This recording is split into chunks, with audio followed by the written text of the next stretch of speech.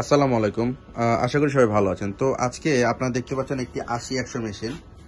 তো আপনারা অনেকে জিজ্ঞেস করেন এই মেশিনে আমরা কিভাবে ডিম ফোটাবো বা বাচ্চা ফোটাবো বা কিভাবে ডিম দিব। তো আমি এই জন্যই আপনাদেরকে দেখানোর জন্য এই ভিডিওটি তৈরি করছি। তো এই ভিডিওটি দেখতে পাচ্ছেন আমরা ভিতরে ডিম দিয়ে দিয়েছি, এখানে দেখতে পাচ্ছেন ডিম, এবং এখানে আমরা পানি দিয়ে দিয়েছি। তো আমাদের আর্দ্রতা এখন আছে দেখতে পাচ্ছেন 58। এটা 55 থেকে 65-র মধ্যে থাকলে আমরা পানি দিব না, আর যদি কম থাকে তাহলে পানি দিব, আর বেশি থাকলে পানি বের করে দিব। আর আমরা যখন ডিম ঘোরানোর কথা বলি অনেকে জিজ্ঞেস করেন কিভাবে আমরা ডিমটা ঘুরাবো। তো সেক্ষেত্রে আপনারা করবেন কি, যে দেখতে পাচ্ছেন এখানে ডিম দেওয়া আছে, প্রতিদিন 2 বেলা করে ডিম ঘুরিয়ে দিবেন। জাস্ট হাত দিয়ে এভাবে ঘুরিয়ে ডিমগুলো ঘুরিয়ে দিবেন, তাহলে কিন্তু হয়ে যাবে।